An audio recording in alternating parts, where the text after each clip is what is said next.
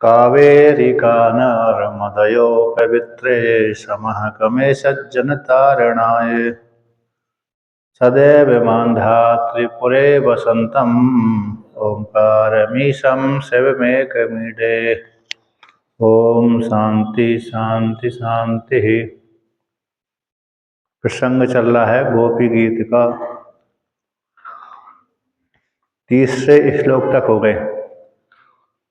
तीसरे श्लोक में गोपिकाओं ने भगवान श्री कृष्ण ने जो किया था, रक्षा करी थी, उनका वर्णन किया। कुछ गोपिकाओं ने भविष्यत काल का ही वर्णन कर दिया। महाराष्ट्र से बाद भी भगवान ने कुछ राक्षसों को मारा था, तो उनका भी वर्णन कर दिया। गोपिकाएं चिंतन करते करते सर्वज्ञ हो गए। भूतकाल की बात तो हर कोई बता देता है, भविष्यत काल की बात हर कोई नहीं बता पाता। भविष्यत काल की बात को बताने के लिए दिव्य शक्ति होना चाहिए, दिव्य शक्ति होना चाहिए, योग शक्ति होना चाहिए। तो गोपिकाओं ने कुछ कुछ बातें भविष्यत काल की बता दी।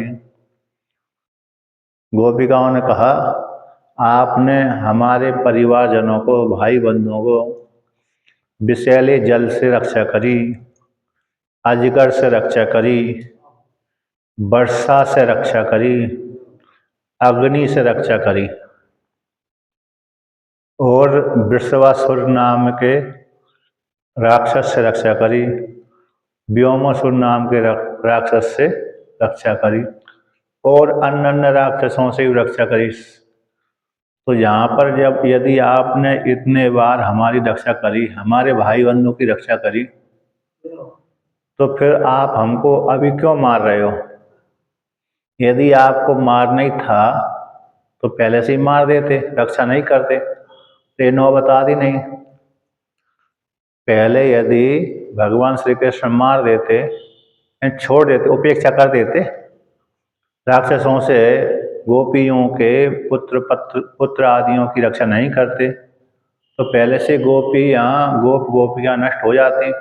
तो भगवान को उलाहना देने की भगवान के प्रति उलाहना देने की आवश्यकता नहीं पड़ती। लेकिन भगवान ने पहले उपेक्षा करी नहीं उनकी, और उनके भाई बंधुओं की रक्षा करते रहे। तो गोपिकाओं कहते हैं कि जब आपने बार बार हमारे भाई बंधुओं की रक्षा करी, तो अब आप क्यों हमको मार रहे हो? अब हमारे सामने क्यों प्रकट नहीं हो रहे? क्योंकि गोपिकाओं के सामने अदृश्य हो गए थे वो। इसलिए विरह से युक्त होकर के भगवान के सामने इस प्रकार से कहते हैं कि हम बार बार हमारे भाई बंधु परिवारजनों को आपने रक्षा करी, हमारी रक्षा करी। गोपिकाओं की रक्षा कहाँ करी? भगवान श्री कृष्ण ने कहते हैं, जब सारे गोपिकाएं कालिया नाग के दर्शन कर, मतलब वहाँ पर भगवान श्री कृष्ण सब कालिया नाग के जाल में फंस गए थे। उस काल में सारे ब्रज के जितने भी गोपिकाएं थे, सारे भगवान श्री कृष्ण को देखने के लिए आए, किस प्रकार से रक्षा हो सके। तो बच्चे, बूढ़े, जवान सारे ही आए, गाय आदि में थे। तो वहाँ पर भगवान श्री कृष्ण ने कालिया नाग को हरा करके वहाँ से भेज दिया। रात्रि हो गई थी, युद्ध करते करते सायंकाल हो गई, पर घर नहीं लौट पाए। जहाँ पर उनकी बस्ती रही होगी वहाँ पर नहीं लौट पाए, लेकिन जंगल में ही निवास किया, वृंदावन में निवास किया। और जहाँ पर निवास किया था वहीं पर अचानक आग लग गई। भीषण गर्मी के काल में जो आग लग गई, तो चारों तरफ से जो पशु भी घिर गए आग की लपटों में, और जितने भी स्त्री पुरुष आदि थे वो सारे चारों तरफ घिर गए। यहाँ पर तो किसी ने लगाया नहीं, अपने आप ही लग गई थी। जब अपने आप ही लग गई तो सारे दुखी हो गए, अरे अब तो हम मर गए। क्योंकि भीषण गर्मी में आग लग जाए, एक तो वैसे ही मौसम गर्म रहता है, फिर आग की लपटों से व्यक्ति जल्दी ही मर जाता है झुलस करके। तो भगवान ने कहा, तुम डरो मती, मैं तुम्हारी रक्षा करूँगा, तुम सब अपनी अपनी आँखों को बंद कर लो। तो भगवान श्री कृष्ण ने जब ऐसा कहा, ऐसा वाणी को सुन करके सारे गोपी गोपिकाओं ने आंखें बंद कर ली। उसी काल में भगवान श्री कृष्ण उस आग को पान कर लिया, पी लिया। तो आग को पी जाने के पश्चात भगवान श्री कृष्ण उनकी रक्षा करे। तो उसमें गोपिकाएं भी थीं। जिन गोपिकाओं ने भगवान श्री कृष्ण को पति वरण करने की इच्छा से आराधना करी थी, वह गोपिकाएं भी उस आग के भीतर आ गई थी, अग्नि के भीतर आ गई थी। उस काल में गोपिकाओं की भी रक्षा करी थी उन्होंने, भगवान श्री कृष्ण ने। इसी गोपिका कहते हैं, आपने हमारे भाई बंधुओं की बार बार रक्षा करी, अब हमको क्यों मार रहे हो आप? अब हमको हमारे सामने प्रकट हो जाइए, दर्शन दीजिए। ऐसा तीसरे श्लोक के द्वारा कहा। अब चौथे श्लोक के द्वारा गोपिकाएं कहती हैं, न खलु गोपिका नंदनो भवान अखिल देहि नाम अंतरात्म दृक बिखन सारथी तो विश्वगुप्त हे सक उदेवान सात्वताम खुले। गोपिका भगवान श्री कृष्ण को कहती हैं भ्रष्युक्त होकर के, हे श्री कृष्ण, हे सका। मित्र, सका को, मित्र को सका बोलते हैं, सका सखी। कहते हैं कि हे कृष्ण, हे सका, न खलु गोपिका नंदनो भवान, आप एक गोपिका के अकेले पुत्र नहीं हो। आप जो भगवान श्री कृष्ण हो, मात्र अकेले गोपिका के पुत्र नहीं हो, तो फिर किसके पुत्र हो? कौन हो? जब गोपिका के पुत्र नहीं हो, यशोदा और नंद बाबा के अकेले आप पुत्र नहीं हो, तो फिर किसके पुत्र हो? ऐसा प्रश्न बन गया, है ना। एक एक के पुत्र नहीं हो, अकेले कह दिया गोपिका नंदनो भवान ना, आप निश्चित रूप से गोपिका के पुत्र नहीं हो, फिर किसके पुत्र हो?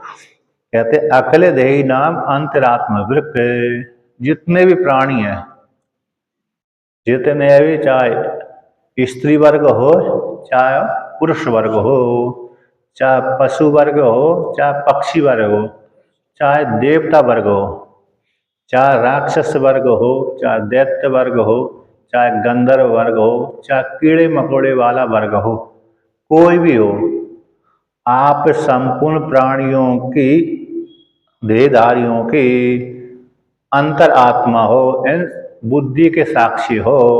कौन हो? बुद्धि के साक्षी हो। आप सारे प्राणियों के बुद्धि के आप साक्षी हो, दृष्टा हो, अंतरात्मा के दृष्टा हो। अंतर आत्मदृक, जितने भी प्राणी वर्ग होते हैं उनकी बुद्धि के आप साक्षी हो। आप मात्र एक यशोदा के पुत्र अकेले नहीं हो। आप ये मत सोचो कि आप अकेले एक यशोदा और नंद बाबा के अकेले पुत्र हो, बल्कि आप तो संपूर्ण देहधारियों की अंतरात्मा हो, दृष्टा हो, साक्षी हो, बुद्धि के साक्षी हो। कौन हो? बुद्धि के साक्षी। आप कौन हो? आप बुद्धि के साक्षी हो ना। हाँ, सत्य चित्त। ऐसा मानेंगे कि हमने बुद्धि वाले, बुद्धि से युक्त हैं, तो फिर हम जानना ठीक नहीं जान रहे। हम बुद्धि के साक्षी हैं, शरीर के साक्षी हैं, मन के साक्षी हैं, इंद्रियों के साक्षी हैं और काल के साक्षी हैं। किसके साक्षी हैं? हम इस शरीर के साक्षी भी हैं, इंद्रियों के साक्षी हैं, मन के भी साक्षी हैं, बुद्धि के भी साक्षी हैं और तीनों काल के भी साक्षी हैं और पांचों कोषों के भी साक्षी हैं। पांचों कोषों से भी परे हैं, भूतकाल, भविष्यत काल और वर्तमान काल। इन तीनों कालों के भी साक्षी हैं, तीनों कालों से परे हैं। पांच कोष होते हैं। कौन से?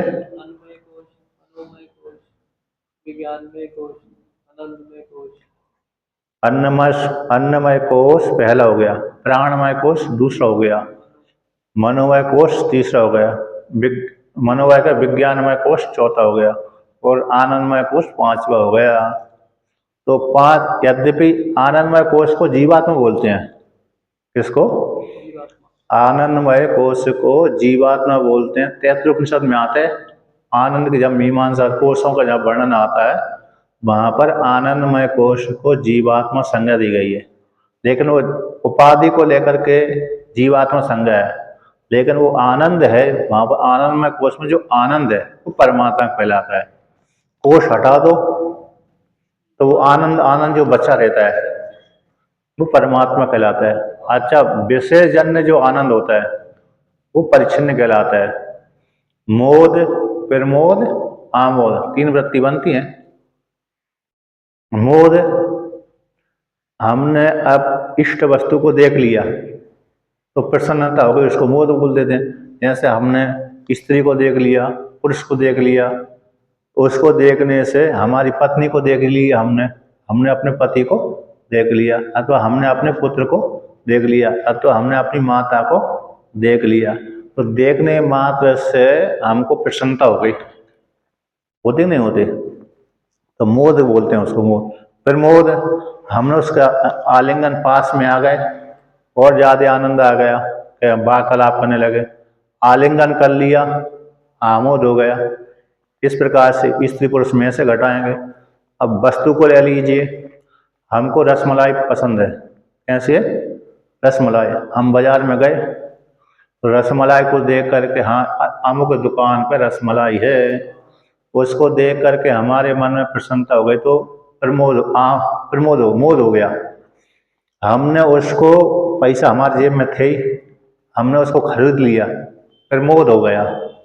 खरीद लिया ना, अभी तक तो दुकान पर थी, इदम के रूप में थी, अब जब खरीद लिया तो हमारे पास में इदम के रूप में था, लेकिन नजदीक में, पास में। अब हमने उसको खा लिया, आमोद हो गया। अब मुख्य की वस्तु को हम नहीं निकाल सकते, जब तक हाथ में तब तक कोई भी छीन सकता है। जब तक हाथ में है तब तक कोई भी छीन सकता है। छीन लेता है नहीं? छीन लेता, छीन लेता है। अरे मित्र ही छीन लेते हैं। दो मित्र पास में खा रहे हैं, एक ही थाली पास पास में खा रहे हैं, और थाली में रखी है भोजन, नजर हटी, दुर्घटना घटी। कई कई वीडियो देखते ना, कई कई वीडियो में मित्र मजाक कर देते नहीं कर देते, मिठाई एक दूसरे की मिठाई खा जाते हैं, तो थाली में रखी हुई वस्तु भी चली जाती है, लेकिन जब मुख में चली जाती है, मुख में आ जाती है, तब वो वस्तु नहीं जाती है, तब तो फिर अंदर ही चली जाती है। मुख्य वाली वस्तु तो बहुत ही कम जाती है। तो इसलिए मोद और प्रमोद ये दो भार तक रहते हैं। आमोद आत्म साक्षात्कार हो जाते हैं, आत्मसात हो जाता है, क्योंकि उसने उपभोग कर लिया। तो ये विशेष जन्य जो सुख हो रहा है ना, ये विशेष जन्य है, ये कोश कोटि में आता है, परिच्छिन्न कहलाता है, क्योंकि विषय के माध्यम से उत्पन्न हुआ है। मोद को अपरोक्ष भी कह सकते हो, मोद को परोक्ष।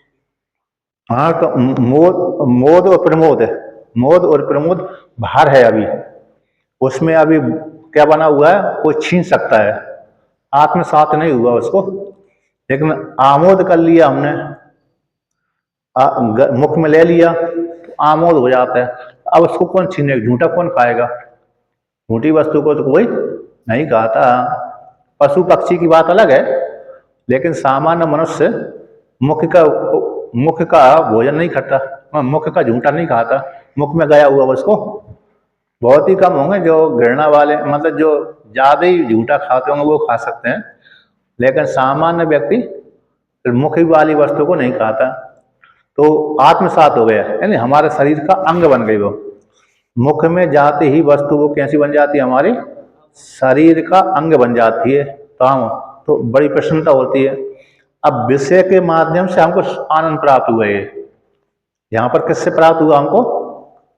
विषय से। इसलिए विषय, अब थोड़ी देर के लिए विषय से आनंद प्राप्त हुआ था, इसलिए परिच्छिन्न कहलाता है ये आनंद। इसलिए परिच्छिन्न आनंद आत्मा नहीं हो सकती। जो मोद, प्रमोद और आमोद को लेकर के जो आनंद प्राप्त हुआ था, ये आनंद विषय के माध्यम से हुआ है, इसलिए निर्विशेष आत्मा नहीं होती। बल्कि आनंद जहां से उत्पन्न हो रहा है वो आत्मा है। इसलिए विषय अवच्छिन्न आनंद आत्मा नहीं, बल्कि विषय से रहता आत्मा, विषय से रहते जो आनंद आता है वो आनंद आत्मा कहलाता है। इसलिए सुषुप्ति अवस्था में जो आनंद है जीवात्मा का परमात्मा का तो आनंद आता है, लेकिन वहां पर उपाधि से युक्त होता है। विषयों से जन्य जो आनंद परमात्मा का ही है, लेकिन उपाधि से युक्त है। तो इसलिए आनंदमय कोश जीवात्मा का वाचक होता है, विषय जन्य कहलाता है। तो वहां से जब उपाधि को हटा दो, जीव संज्ञा हटा दो, विषय जन्य सुख को हटा दो, तो जो शेष बचता है आनंद स्वरूप, वो परमात्मा कहलाता है। तो इसलिए 5 कोश से रहित है हमारे जो स्वरूप है। अन्नमय कोश ये माता पिता के द्वारा खाए हुए अन्न का विपरिणाम है। माता और पिता के अन्न से रचा हुआ हमारा ये शरीर कहलाता है, रज और वीर्य को लेकर के। इसलिए माता पिता का विकार है ये। इस हमारे शरीर को क्या बोलते हैं हम? माता पिता के अन्न का विकार है, ये अन्नमय कोश कहलाया। अब इसके भीतर प्राणमय कोश कहलाता है। बहुत क्यों इसको इस शरीर को आत्मा कौन मानते हैं? इसको चार्वाक आत्मा मानते हैं। इस स्थूल शरीर को चार्वाक आत्मा मानते हैं। इसलिए चार्वाक तक ही सीमित है वो, मतलब जो बाहर जिसकी मोटी बुद्धि होती है उसको इस स्थूल शरीर को ही आत्मा मानता है, सूक्ष्म शरीर को आत्मा नहीं मानता। अब जिसकी बुद्धि थोड़ी सूक्ष्म हो जाती है प्राण को आत्मा मानते हैं। प्राण को उससे भी ज्यादा सूक्ष्म बुद्धि हो जाती है जिसकी होती है, वो मन को आत्मा मानते हैं। उससे भी ज्यादा सूक्ष्म होती है तो बुद्धि को आत्मा बौद्ध मानते हैं। बहुत से और चार्वाक भी एक सूक्ष्म दृष्टि वाले चार्वाक मन को आत्मा मानते हैं, प्राण को आत्मा मानते हैं। बुद्धि को आत्मा कौन मानते हैं? बौद्ध मानते हैं। और बुद्धि से रहित परे जो आत्मा वेदांती आदि मानते हैं। प्राण मन से पहले? प्राण मन से सूक्ष्म होता है। प्राण तो देखो हवा लेगा ना ये, नहीं वो तो समझ गया। हाँ, तो सूक्ष्म दृष्टि से अगर हम विचार करें तो प्राण जो मन है, हाँ, प्राण का से आत्मा से मतलब मन प्राण और आत्मा ये है ना। पहले आएगा, अरे आत्मा आएगी, फिर बुद्धि आएगी, फिर मन आएगा, प्राण बाद में आता है। यदि भी प्राण के माध्यम से ये इंद्रिय चेष्टा करती हैं, लेकिन प्राण सूक्ष्म है। नजदीक में कौन है यहाँ पर? प्राण नजदीक में नहीं है, प्राण नजदीक में नहीं, बल्कि मन नजदीक में आत्मा के। कौन नजदीक है आत्मा के? सबसे नजदीक है अंतःकरण यानी बुद्धि। बुद्धि के पास में मन है, मन के पास में प्राण आता है, क्योंकि प्राण स्थूल है ज्यादा है। लेकिन प्राण के बिना इंद्रिय कार्य नहीं कर सकती। सामर्थ्य जो भी आएगी वो प्राण के माध्यम से ही आती। प्राण न होते इंद्रिय कार्य करने में समर्थ नहीं होती। नजदीक कौन है? आत्मा के नजदीक बुद्धि है। हाँ, और जो मुख्य जो प्राण होता है अव्यकृत ईश्वर कहलाता है। मुख्य जो प्राण होगा वो अव्यकृत ईश्वर कहलाता है। सुषुप्ति में जो प्राण होता है वो अव्यकृत ईश्वर कहलाता है। लेकिन यहाँ पर जो प्राण चल रहा है ये स्थूल वाला है प्राण, इसलिए इससे भीतर बुद्धि है। अथवा नजदीकता को लेकर बोल दिया, किससे? नजदीकता को, यानी आत्मा के नजदीक कौन कौन है? सबसे पहले नजदीक कौन है आत्मा के? तो बुद्धि है। सबसे पहले आत्मा के नजदीक है तो बुद्धि है, क्योंकि बुद्धि में ये आत्मा अभिव्यक्त होती है। बुद्धि के पास में मन रहता है, मन के पास में फिर प्राण है। इंद्रिय भी उसी में अंतर्भूत हो जाते हैं। तो प्राण के बाद फिर कैसे आ जाता है? स्थूल शरीर आता है। तो ऐसे नजदीक को लेकर वर्णन किया।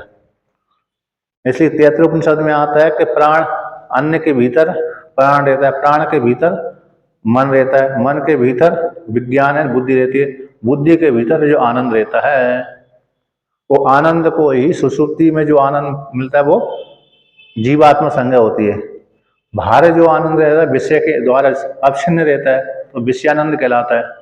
वो भी आत्मा है लेकिन परिच्छिन्न आत्मा, विषय से जन्य जो आनंद रहता है उपाधि को लेकर के। लेकिन सुषुप्ति अवस्था में जो आनंद प्राप्त होता है वो आनंदमय, वो जीवात्मा संज्ञा उसकी है, उपाधि है। वहाँ अविद्या रहती है, वहाँ पर सुषुप्ति अवस्था में अविद्या रहती है। इसलिए अविद्या रहने के कारण ही जीव अपने को जान नहीं पाता कि मैं परमात्मा के साथ एकीभूत हुआ था।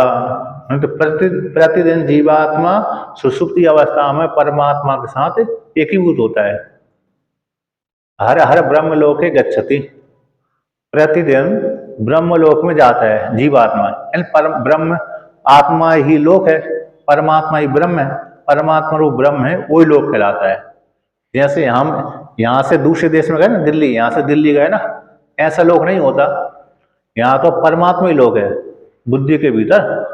उस बुद्धि के भीतर सुषुप्ति में वो परमात्मा के साथ ही एकीभूत होता है, उसी को ब्रह्म लोक बोलते हैं।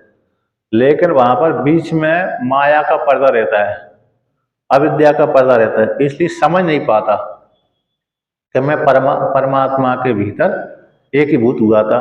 ऐसे पर्दा देखा ना, लड़कियां जो चुनरी पहनती हैं, यहाँ की जो लड़कियां हैं चुनरी पहनती है, एक चुनरी होती है ना जिससे मुख भी ढका रहता है, नहीं भी ढका रहता है।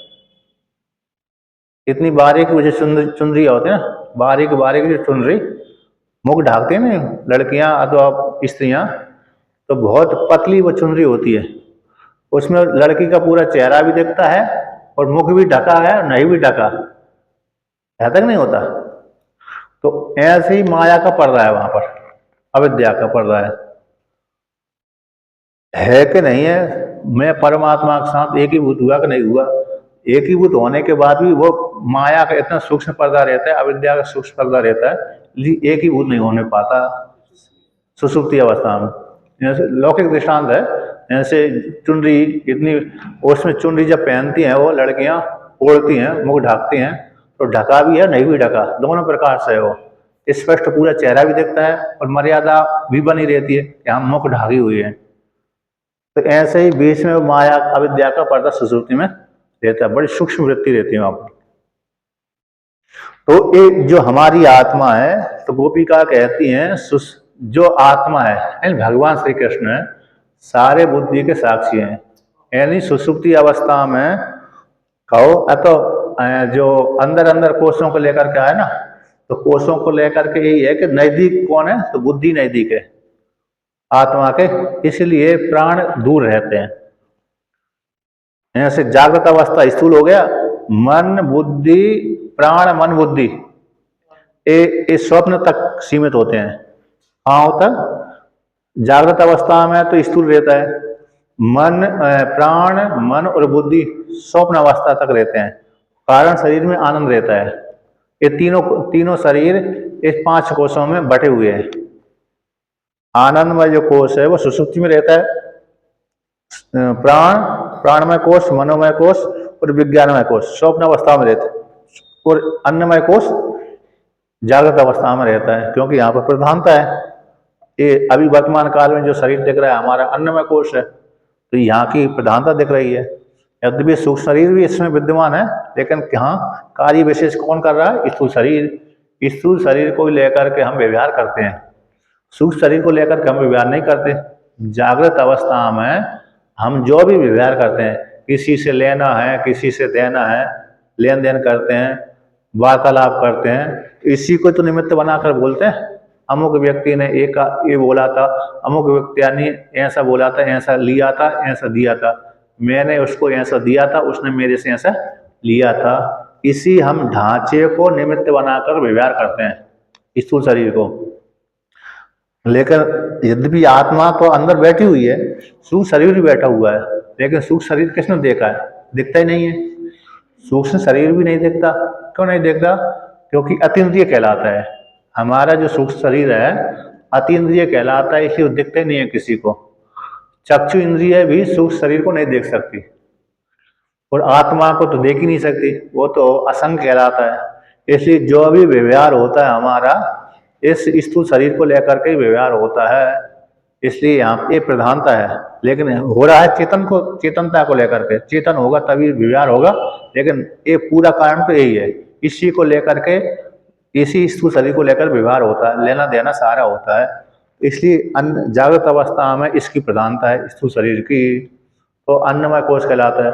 स्वप्न अवस्था में इसकी प्रधानता नहीं रहती, गौण हो जाता है ये तो पड़ा रहता है बिस्तर पे। कहाँ पर पड़ा रहता है, बिस्तर पे, तो वहां पर प्राण है, मन है, बुद्धि, 3 कार्य करती हैं। मन भी, प्राण भी कार्य करता है, क्योंकि प्राण न चले तो फिर मन और बुद्धि भी कार्य नहीं कर सकते। तो प्राण भी कार्य करता है स्वप्न अवस्था में, मन भी कार्य करता है और बुद्धि भी कार्य करती है। मन संकल्प विकल्प कार्य करता है और बुद्धि निश्चय कार्य करती है। तो तीनों स्वप्न अवस्था में तीनों के द्वारा व्यवहार होता है। आत्मा तो है ही है, आत्मा सत्ता प्रदान न करे, प्रकाश न करे, तो फिर मन बुद्धि आदि कुछ कार्य नहीं कर सकते। तो स्वप्न अवस्था में तीनों रहते हैं, तीनों का कार्य होता है। सुषुप्ति अवस्था में ये मन और बुद्धि निवृत्त हो जाते हैं। प्राण रहते तो हैं लेकिन अव्याकृत रूप में रहते हैं, व्याकृत नहीं रहते। जैसे जागृत अवस्था में हम प्राण चल रहे हैं जो व्याकृत है, स्वप्न अवस्था में जो प्राण चल रहे हैं वो भी व्याकृत है, लेकिन सुषुप्ति अवस्था में जो प्राण चलते हैं व्याकृत नहीं रहते, अव्याकृत रहते हैं, सूक्ष्म। किसकी दृष्टि में? कि जो व्यक्ति सोया हुआ है उसी के दृष्टि में अव्याकृत है। जो जगा हुआ है, एक व्यक्ति जाग रहा है, दूसरा व्यक्ति सो रहा है, तो जो जागने वाला व्यक्ति कहता तुम बहुत खर्राटे लेते हो, तुम्हारे खर्राटे के सुन करके मेरे को नींद नहीं आती। तो उस व्यक्ति की दृष्टि से तो प्राण कैसे हो रहे हैं? व्याकृत हैं। जागने वाले व्यक्ति की दृष्टि से जो सोया हुआ व्यक्ति है उसके जो खर्राटे बन रहा है, तो खर्राटे वाला व्यक्ति के प्राण चल रहे हैं जागने वाले व्यक्ति की दृष्टि से, तो तब तो व्याकृत है उसकी दृष्टि से। किंतु जो व्यक्ति स्वयं सोया हुआ है उसको पता ही नहीं है मैं खर्राटे ले रहा हूं नहीं ले रहा हूं, खर्राटे लेता हूं अथवा नहीं लेता, उसको पता नहीं रहता।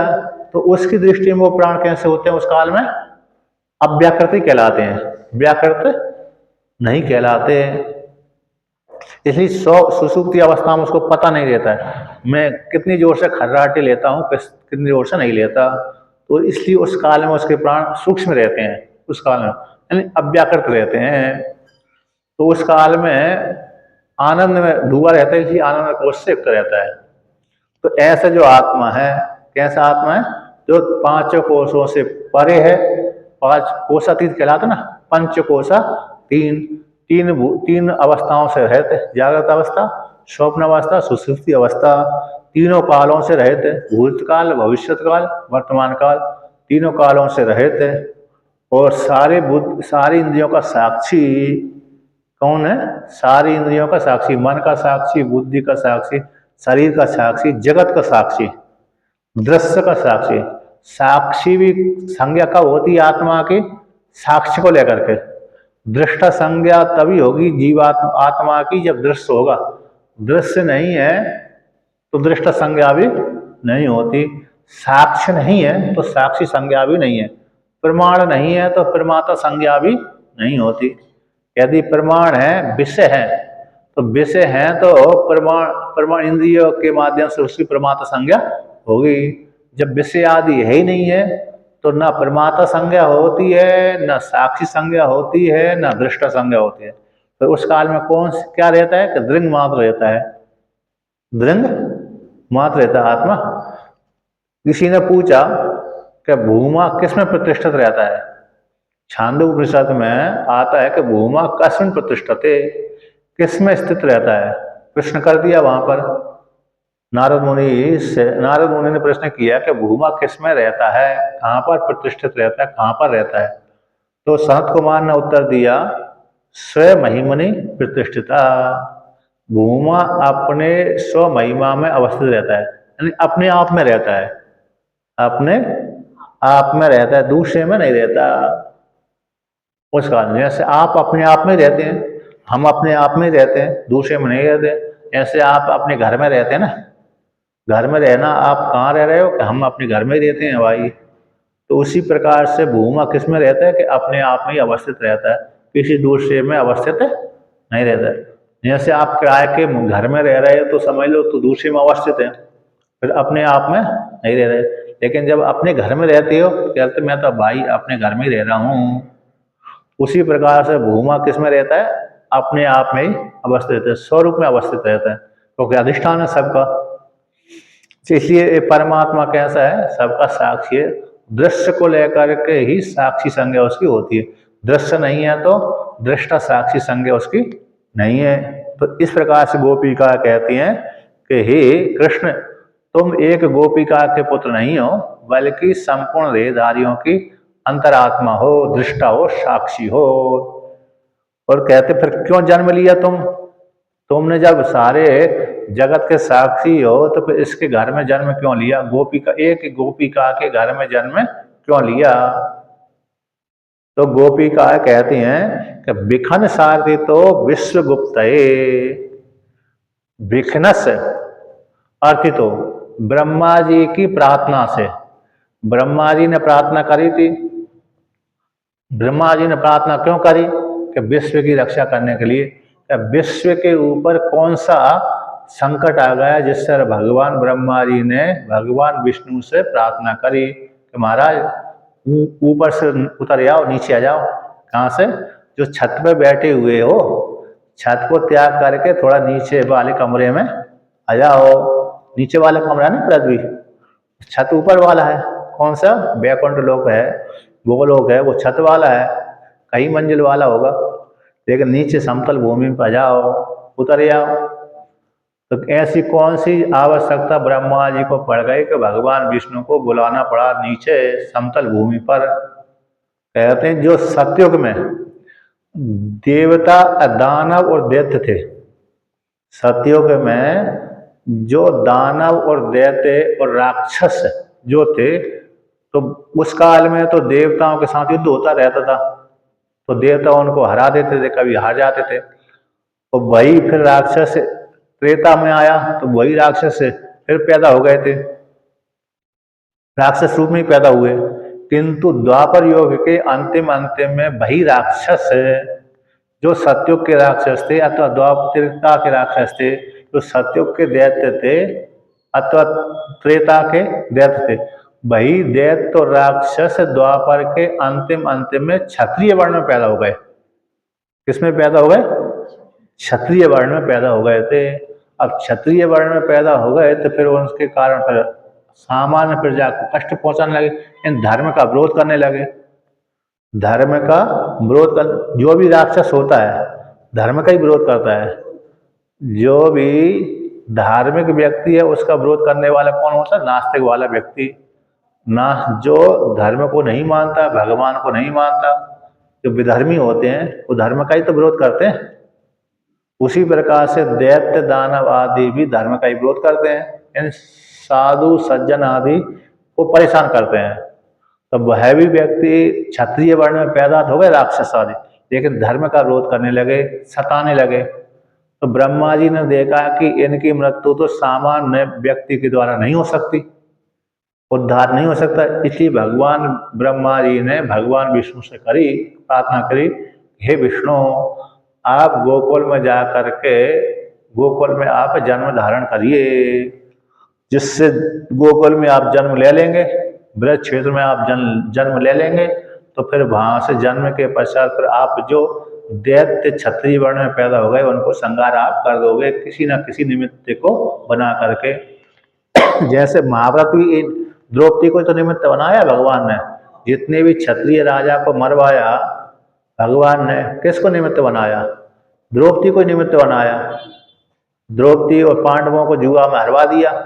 चाहे तो भगवान नहीं हरवाते, लेकिन द्रौपदी को अपमानित करवा करके पांडवों को जुओं में हरवा करके और सारे क्षत्रिय राजाओं को आपस में लड़वा दिया और मरवा दिया। अच्छा, और इसलिए जहाँ जो नहीं मरे थे, जो युद्ध क्षेत्र में नहीं आए थे लड़ने के लिए, उनको भगवान श्री कृष्ण ने वहां पर जाकर के मारा। इसलिए जो क्षत्रिय राजा, जो दैत्य थे, दानव थे, राक्षस थे, वो क्षत्रिय वर्ण में पैदा हो गए। उनको संहार करने के लिए और पृथ्वी के भार को हटाने के लिए भगवान ने जन्म लिया। क्योंकि जब दुष्ट व्यक्ति जब पैदा होता पृथ्वी के ऊपर तो उसके आक्रांत से, उसके भार से पृथ्वी दब जाती है। दब जाती है, पृथ्वी तो दबती फबती नहीं है। कोई भी कितना व्यक्ति बलवान धार्मिक हो चाहे अधार्मिक व्यक्ति भी पृथ्वी पे यदि जन्म लेता है उसके भार से पृथ्वी दबती नहीं है। सामान्य बात है कि उसके कारण वहां का वातावरण दूषित हो जाता है, कोई दब न कहलाएगा। पृथ्वी के ऊपर कितना ही भार डाल दो पृथ्वी को कुछ नहीं होता, कितने ही बम फोड़ दो पृथ्वी के ऊपर, कितने ही बम फोड़ दो, इससे पृथ्वी को कुछ कुछ होने वाला नहीं है। थोड़ी इधर उधर की भूमि हलेगी, कंपन होगा थोड़ी भूमि में वहां पर, और मृतिका इधर से उधर जाएगी। इससे कुछ पृथ्वी का बनने वाला बिगड़ने वाला नहीं होता। और बड़े बड़े राक्षस भी पैदा हो जाए तब भी पृथ्वी का कुछ बनने वाला बिगड़ने वाला नहीं होता। मतलब ये एक है कि बड़े बड़े जो राक्षस जन्म लेते हैं उनके कारण वहां का वातावरण समाज दूषित हो जाता है। वही पृथ्वी पे भार कहलाता है। वही पृथ्वी पे क्या कहलाएगा? भार। उसी भार को हटाने के लिए, उसको संहार करने के लिए, दुष्ट व्यक्ति को मारने के लिए भगवान को आना पड़ता है। उस सज्जनों की रक्षा करने के लिए भगवान ने कहा है, यदा यदा ही धर्मस्य ग्लानिर्भवति भारत अभ्युत्थानम धर्मस्य तदात्मानं सृजाम्यहम् परित्राणाय साधूनां विनाशाय च दुष्कृतां धर्म संस्थापनार्थाय संभवामि योगे योगे।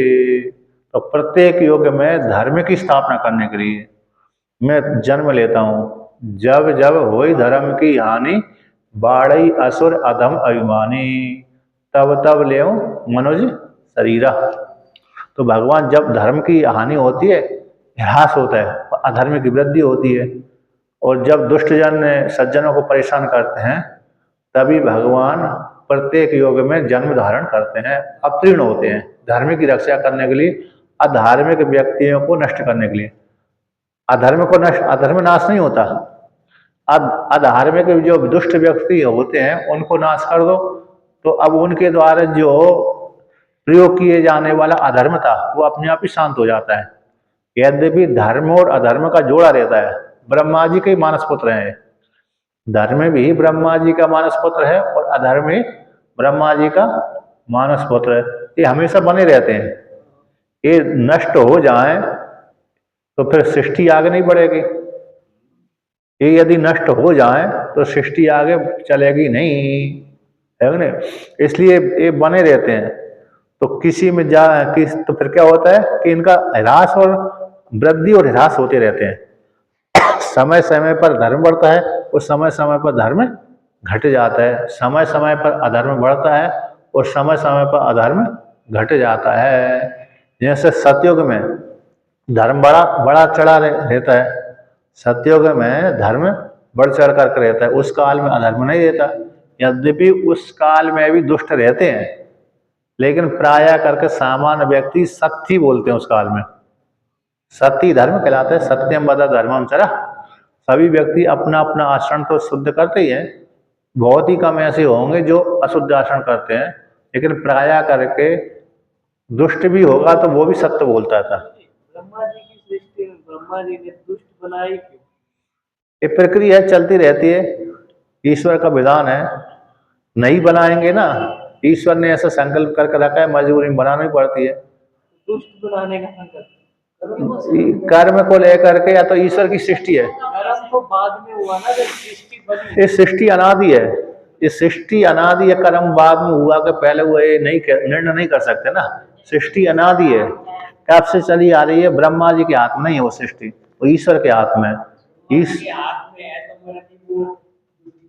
लोगों को पैदा ही ना करें। ब्रह्मा जी के हाथ में भी नहीं है। अच्छा ठीक है, हाँ, सज्जनों की महिमा नहीं बढ़ सकती।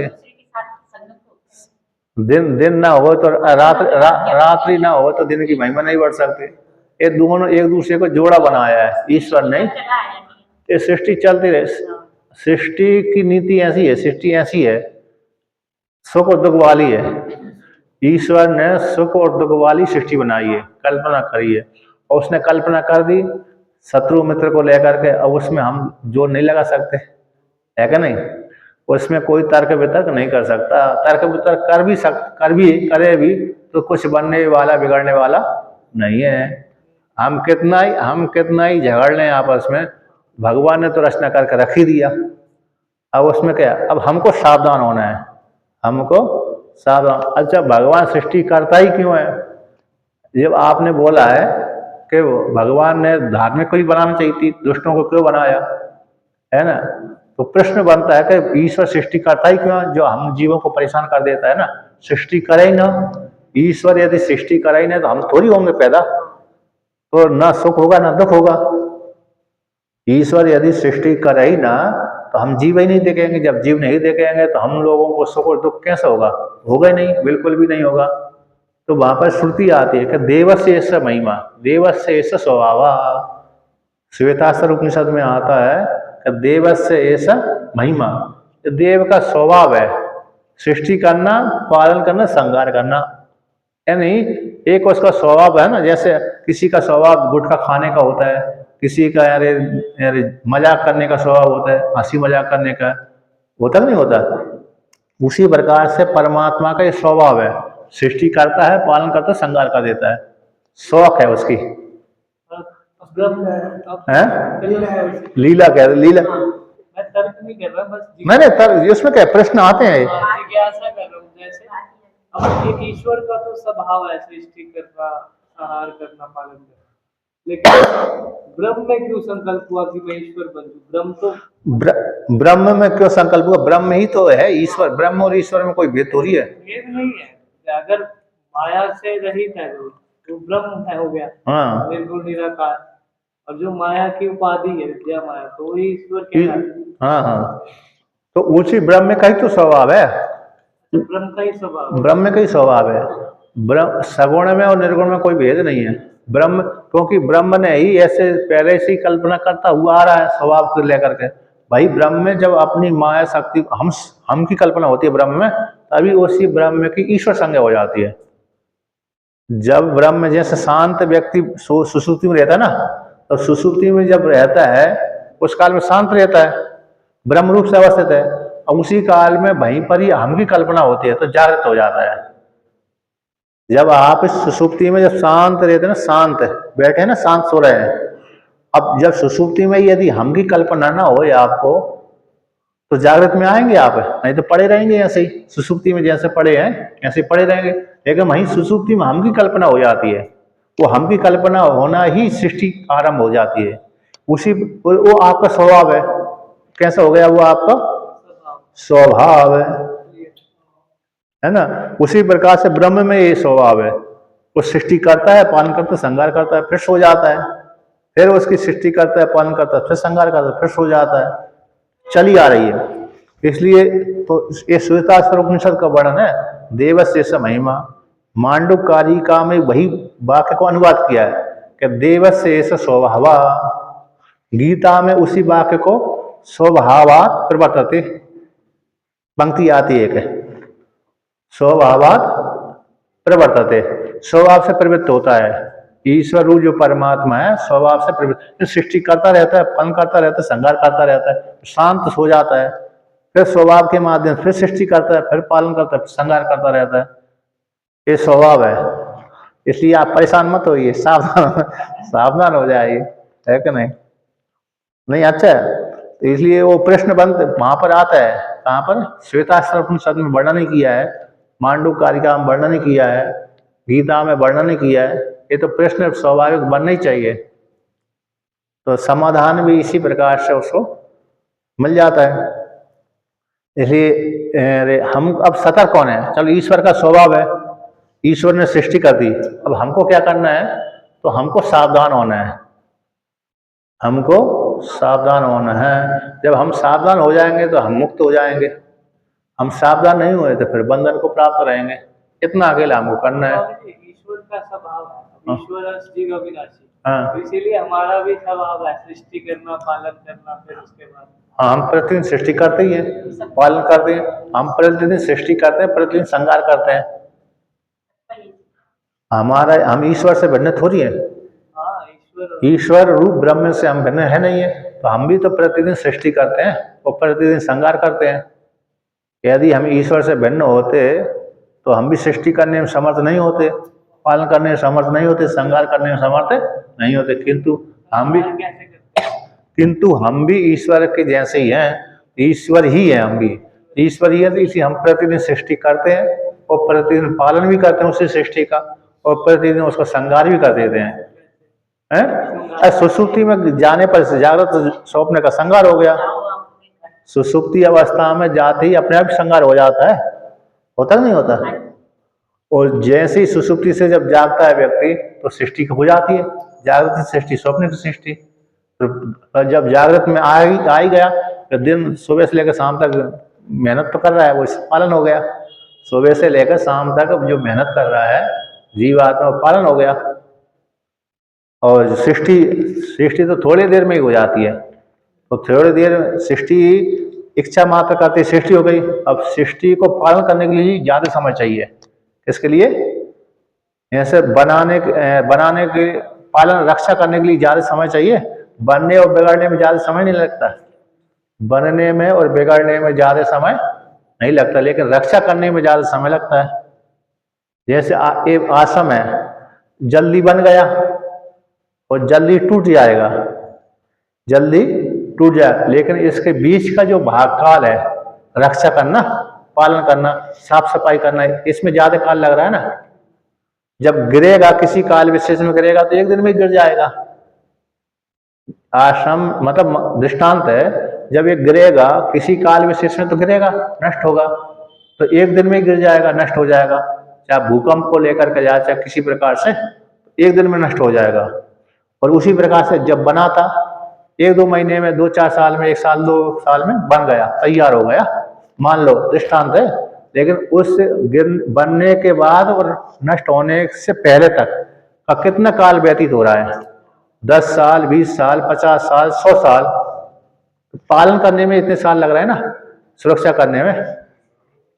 तो ऐसा ही है, इसलिए सृष्टि करता है, थोड़े में सृष्टि कर लेता है। सत्य संकल्प आत्मा है। जैसे जादूगर देखा है आपने, जादूगर मैजिक बताने वाला, और उसको कुछ ज्यादा मेहनत करना नहीं पड़ती, बस बोला और दिखा दिया उसने। जब वो उसको संहार करना होता है, बंद करना होता है, तुरंत अपनी जादू बंद किया, बंद कर दिया। लेकिन बीच का जो काल दिखाता रहता है, वो अरे कुछ काल व्यतीत हो जाता है उसमें। तो इसी प्रकार से ईश्वर है, थोड़े में संकल्प कर देता है, सृष्टि हो जाती है, फिर पालन करता रहता है, फिर संहार कर देता है। उसी प्रकार से आप भी है, सुसुप्ति में संहार कर देते हो, जागृत में सृष्टि कर देते हो, और बीच का पालन कर रहे हो। सुबह से लेकर शाम तक, जब तक सोओगे नहीं तब तक मेहनत मजदूरी, खाना पीना, धन कमाना, वो पालन हो गया। तो यहाँ पर कहते हैं, गोपिका कहती हैं कि ब्रह्मा जी ने आपसे प्रार्थना करी थी, किसकी? के विश्व की रक्षा करने के लिए, क्योंकि जो सत्युग के राक्षस दैत्य आदि थे, क्षत्रिय वर्ण में पैदा हो गए थे, तो वो अधर्म का प्रोत्साहन कर रहे थे, अधर्म को बढ़ा रहे थे। इसलिए उनको संहार करने के लिए, कंस है ना, कंस राक्षस ही था, शायद काल नेमी नाम का राक्षस था, वो काल नेमी नाम का राक्षस था। अब वो क्षत्रिय वंश में तो पैदा ही हुआ, और वो उसने ही फिर लोगों को मारा, पिता को जेल में डाल दिया, अन्न को जेल में डाल दिया, भाई बहन आदि को जेल में डाल दिया इत्यादि। तो जो राक्षस प्रवृत्ति वाले थे, उनको संहार करने के लिए भगवान ब्रह्मा जी ने भगवान विष्णु से प्रार्थना करी। इसलिए हे सका उदयवान सातताम फले, सत्वत नाम के एक राजा हुए थे, सत्वत उनके राजा हुए थे, उनके कुल में आपने जन्म लिया, उनके सत्वत कुल में आपने जन्म लिया। यानी जैसे यदुवंश है, यदु नाम के राजा हुए थे, उनके कुल में आपने जन्म लिया, इसलिए यादव कहलाते हैं। सत्वत नाम के एक राजा हुए थे, उनके कुल में आपने जन्म लिया, तो सातवताम कहलाते हैं। भगवान के नाम कई है ना, ऐसे वंश परंपरा चलती रहती है। पूर्व में वंश परंपरा, किसी किसी राजा के नाम से वंश चलता है, राजा के नाम से रघुकुल, क्षत्रिय वंश में, अथवा ब्राह्मण आदि में भी। जैसे गौतम ऋषि हैं, तो गौतम गोत्र हो जाता है, गौतम नाम के ऋषि पैदा हुए थे किसी काल विशेष में, उनके नाम से वंश परंपरा भी है और गोत्र भी चल रहा है। वशिष्ठ है, अत्रि है इत्यादि। उसी प्रकार से राजाओं के नाम से वंश भी चलता है, स्त्री के नाम से भी वंश चलता है। बहुत सी जगह स्त्रियों के नाम से बहुत कम चलता है, लेकिन चलता उनके नाम से भी चलता है। जैसे मौर्य वंश है कि नहीं, मौर्य नाम की, कोई मूरा नाम की एक स्त्री थी, उसी के नाम से तो चला मौर्य वंश है। कोई पुरुष से नहीं चला वो वंश, स्त्री के नाम से चला। सत्यकाम जावाल, तो सत्यकाम जब जवाला के पुत्र थे, जवाला का पुत्र था, तो सत्यकाम जावाल कहलाए। जावाल वंश से चल गया उस स्त्री से। है ना, बहुत स्त्रियों से भी वंश चल जाता है, लेकिन पुरुष की प्रधानता होती है। पुरुष वंश ज़्यादा चलते हैं, स्त्री के वंश गौण हो जाते हैं। लेकिन नहीं चलते हैं, ऐसी बात नहीं, चलते रहते हैं। इसलिए आप ब्रह्मा जी की प्रार्थना से आप जगत की रक्षा करने के लिए उत्पन्न हुए थे गोपिका के घर में। लेकिन आप गोपिका के पुत्र अकेले नहीं है, आप तो सारे देहधारियों की आत्मा हो, दृष्टा हो, साक्षी हो। भगवान श्री कृष्ण ने महाभारत जब चालू हुआ था ना, तो एक पक्ष को धर्म पक्ष में जोड़ दिया, एक को अधर्म पक्ष में जोड़ दिया।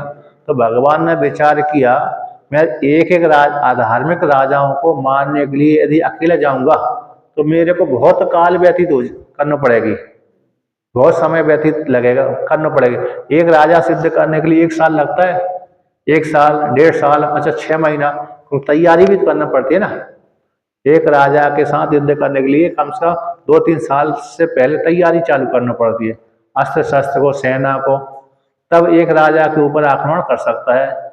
अब भारत में कितने राजा हैं, उन सभी को मारने के लिए बहुत तैयारी करना पड़ेगी और बहुत वर्ष व्यतीत हो जाएंगे। तो भगवान ने योजना बना दी कि पहले द्रौपदी को अपमान करवा दिया, और द्रौपदी का अपमान करके फिर पांडवों को जुआ मारवा दिया इत्यादि। अब हार गए तो फिर उन्हीं को राज्य के बहाने से लड़वा दिया, और लड़वा दिया तो एक पक्ष में धार्मिक कोटि में चले गए राजा, निमंत्रण भेज दिया, एक पक्ष में अधार्मिक हो गए। तो सारे भारत के राजा आ गए, सारे भारत के राजा आ गए। और कहाँ हुए थे? यहीं तो हुआ था। कुरुक्षेत्र यहाँ से कितने दूर है? 60 किलोमीटर। नहीं, ये पानीपत कुरुक्षेत्र में आता होगा, पहले आता है? क्योंकि यहाँ पर है ना, यहाँ पर सेना ठहरी रहती थी। क्योंकि कुरुक्षेत्र में मात्र युद्ध रहा, और सेना का बढ़ना था बहुत लंबी दूर तक, क्योंकि 18 अक्षौहिणी सेना थी। तो इधर क्षेत्र तक ही सेना का निवास स्थान रहा होगा। यहाँ पर बैठे हुए हैं किले पे। हाँ, है पानीपत, सोनीपत, करनाल, ये सब जो 5 गांव मांगे थे ना स्वामी जी, हाँ, जो पांडव ने, उसमें एक पानीपत भी था। पानीपत का नाम है पानप्रस्थ। पानीपत का जो नाम है ना पौराणिक, हाँ, वो पानप्रस्थ है। जब पानप्रस्थ है, वो जो 5 गांव मांगे थे ना, हाँ, उसमें एक पानीपत, अच्छा, एक सोनीपत भी था। रोहतक, अच्छा, रोहतक, अच्छा, दिल्ली, अच्छा, ठीक है, और एक वैली वो उधर करनाल होगा। ये 5 गांव थे। वारणावत कौन सा है? वारणावत है। वारणावती इसी को इंद्रप्रस्थ को ही कहते होंगे। नहीं, उसको नहीं कहते। दिल्ली का एक पानीपत हो गया, पानप्रस्थ है। सोनप्रस्थ है, और दूसरा रोहतक, तीसरा रोहतक को बाघप्रस्थ, रोहतक और बाघप्रस्थ है। रोहतक को बाघप्रस्थ बोलते हैं। अच्छा, रोहतक को बाघप्रस्थ है, और इंद्रप्रस्थ। एक वारणावत होगा कहीं सा। अच्छा, कहीं वाली साइड में। हाँ, 5 गांव माने। वारणावत नाम तो प्रसिद्ध था। तो यहाँ पर सेना लड़ती थी, यहाँ पर मतलब सेना खड़ी रहती थी। कोई मुझे एक बूढ़े मिले थे, वो बता रहे थे कि पांडव की चौपाल ना यहीं पे लगती थी, ये मस्जिद का एरिया, वहां पर ही पांडव की चौपाल थी, उन्होंने चिन्ह थे वो घेर लिए। हाँ, मतलब ये है कि वो इतनी विशाल सेना लड़ती थी ना, एक क्षेत्र में रही नहीं। कुरुक्षेत्र में तो मात्र युद्ध हुआ है, कुरुक्षेत्र में तो मात्र युद्ध हुआ है, सेना तो बाहर रहती थी। अब 18 अक्षौहिणी सेना पांडवों की और कौरवों की दो पार्टीशन हुआ था, है? हाँ, 11 और 7, 18 अक्षौहिणी सेना थी, और उसको ठहरने के लिए बहुत विशाल जगह चाहिए। और जो गांव थे कुरुक्षेत्र के, जो क्षेत्र थे, उनको भगा दिया था वहां से, क्योंकि युद्ध होगा तो गांवों में आग भी लग जाएगी वहां। तो बाकी बस्ती को हटा दिया, उखाड़ दिया। जिन्होंने जो जमीन बोई होगी ना, उनको मुआवजा दिया था, तब उनकी वो रक्षा हुई थी। इसलिए भगवान ने इस युद्ध के बहाने से पूरे भारत के राजाओं को युद्ध में लड़वा दिया। इसलिए यहाँ पर सारे राजा ही ज्यादा मरे थे, और भारतों में युद्ध हुआ, 2 भारत में युद्ध हुआ। मतलब कौरव भी भारत थे, भरतवंश की संतान थी, और पांडव भी भरतवंशी थे। इन दोनों ही भरत जी के वंशज थे। आपस में दोनों लड़ी, युद्ध हुआ। और दूसरा पूरे भारत के राजा आए थे, पूरे भारत के राजा आए थे और भरतवंशियों में आपस में युद्ध हुआ था, इसलिए महाभारत कहलाया। यद्यपि यहाँ पर सेना कम मरी गई है, लेकिन भगवान श्री कृष्ण और अन्य अन्य जगह में, जैसे जरासंध है ना, जरासंध जब भी युद्ध करने के लिए आता था तब वो 23 अक्षौणी सेना लेके आता था। 23 सेना तो उसमें ज्यादा मारी भगवान ने। एक बार कालियावन आया, 3 करोड़ सेना को लेके आया था।